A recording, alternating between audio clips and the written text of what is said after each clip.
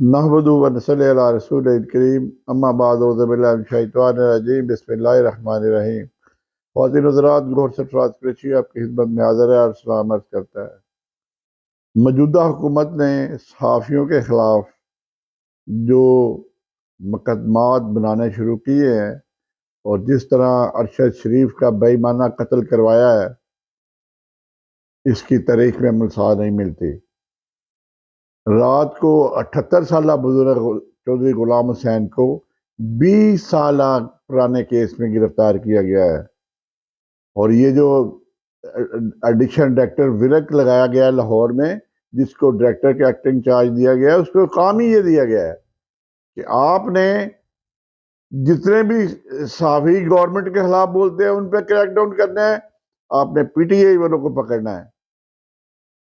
तो ये इसके मतलब मुझे वो शेर याद आ रहा है, जुल्म फिर जुल्म है, बढ़ता है तो मिट जाता है, खून फिर खून है, टपकेगा तो जम जाएगा।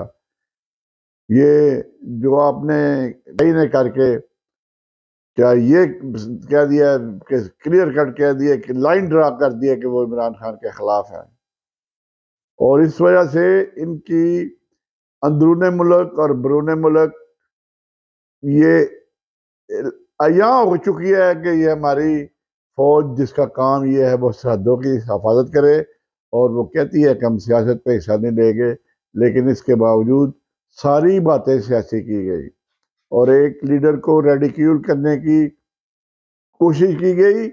और यही आईएसआई है जो 6 महीने पहले कहती थी कि ये सारे चोर हैं, ये फलां है, ये डींग है, ये करप्शन करते हैं, ये मनी लॉन्ड्रिंग करते हैं, ये पैसा लूट के बाहर लेके जाते हैं। लेकिन माइट इज राइट। पाकिस्तान बनाया गया था अवाम के फलाह बहबूद के लिए, और मुझे ख्वाजा आसफ की तकरीर याद आ रही है जो असम्बली में की है। वो आईएसआई वाले सारा भूल गए। नवाज शरीफ क्या कहता रहा है डीजी आईएसआई के मतलब, जनरल बाजवा के मतलब, जो हमारा सिपा सलार है। बड़ा दुख आता है, दिली तकलीफ होती है कि ये मुल्क में क्या हो रहा है, ये किस तरफ लेके जा रहे हैं, दुनिया को क्या पैगाम दे रहे हैं कि हम ये है, हमारा ये रवैया है। फौज को बिल्कुल न्यूट्रल होना चाहिए, और मैं न्यूट्रल का लफ्ज बल्कि इसकी बजाय इम्पार्शल होना चाहिए। और फौज का काम यही है कि सरहदों पे हिफाजत करे।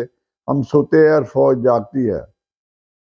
और अगर ये हमारी फौज ना हो तो बकरी पाकिस्तान में क्या हो। लेकिन कल एक नया ड्रामा हुआ है कि इंडिया के डिफेंस मिनिस्टर एक तरफ तकरीर कर रहा था कि हम आज़ाद कश्मीर भी ले लेंगे, हम गिलगित बल्तिस्तान भी ले लेंगे, और यहाँ DGISI साहब जो है वो एक नेशनल लीडर की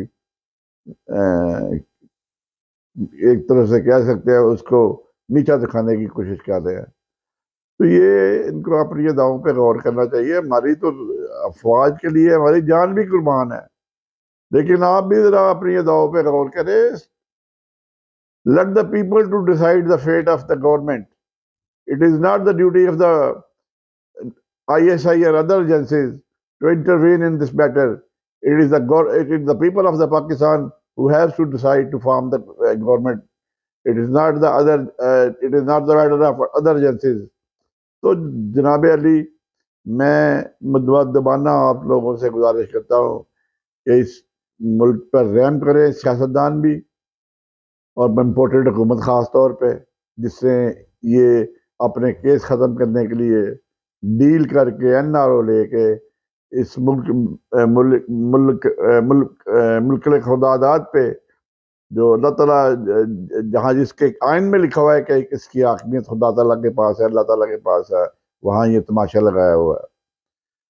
तो गुलाम हुसैन साहब की गिरफ्तारी की पुरजोर मजम्मत करता हूँ। मैं लाहौर से बाहर हूँ, वरना मैं कोर्ट में खुद आ जाता। तो ख़वातीन हज़रात, इसी के साथ इजाज़त दें। दिल बड़ा बोझल है अरशद शरीफ की वफ़ात से, बड़ी तकलीफ़ है, वो बयान करने से कासर है। दुख है कि उस बंदा एक महबे वतन बंदे को इस तरह